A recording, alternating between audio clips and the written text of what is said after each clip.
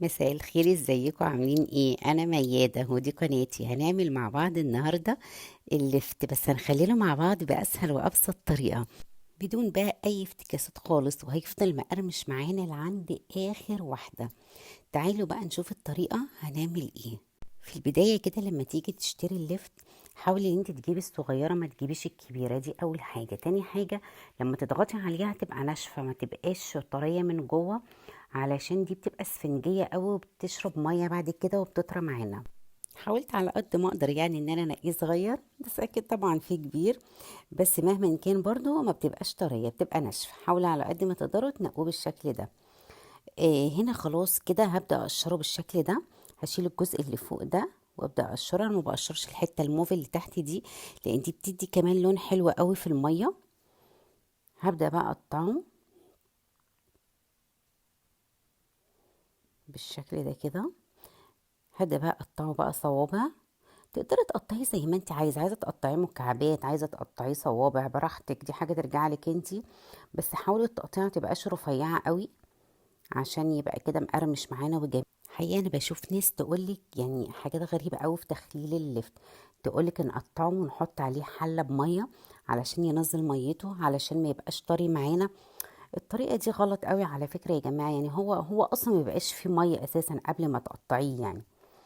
هنا خلاص كده قطعت الكمية كلها، وجبت بنجراية غسلتها وقشرتها بالشكل ده. هنا بقى انا بشرتها، انا بحب ابشر البنجر. بيدي لون حلو قوي لما بتبشريه. انا بقى جهزت البرطمان اللي هحط فيه. حطيت شوية لفت تحت. هبدأ بقى احط شوية من البنجر، وهنزل بقى بشوية من اللفت وشوية من البنجر. هفضل بقى ايه لحد ما اخلص الكمية كلها.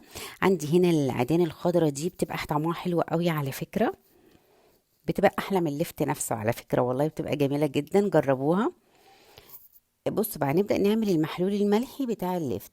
هو طبعا في المعتاد ان انتي بتحطي على اللتر مية 4 معالق من الملح.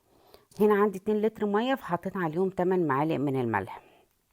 لكن انا يا جماعة بمشيش بالقاعدة دي. انا عن نفسي بمشي بقاعدة ان المخللات لازم تكون ملوحتها زي ملوحة مية البحر. ممكن بقى تاخد اكتر من 4 معالق، ممكن تاخد اقل، على حسب يعني. ساعات بيكون في ملح نسبة ملوحته عالية، وملح نسبة ملوحته قليلة، فعلى حسب بقى. فانتي بقى تدوقي الملح كده تحسي ان هو زي ملوحة مية البحر، يبقى هو كده تمام. لأي انواع المخللات على فكرة يا جماعة. هنا كده خلاص. هسيبه بقى معايا كده لمدة 3 ايام. على فكرة ما بيقعدش معايا اكتر من 3 ايام، وبقى بالشكل اللي انتوا شايفينه ده. بصوا اللون عامل ازاي، والطعم رهيب، والقرمشة فظيعة. انا ما بحطش خل لللفت خالص، وبيبقى تحفة، وبيفضل مقرمش وجميل، ولا بيسود ولا اي حاجة. يا ريت بقى لو عجبتكم وصفة النهاردة متنسوش تعملوا لايك وشير وسبسكرايب للقناة، وما تنسوش تشتركوا في قناتي على الفيسبوك باسم ميادة كيتشن. واستنوني فيديو جديد ووصفة جديدة ان شاء الله. باي.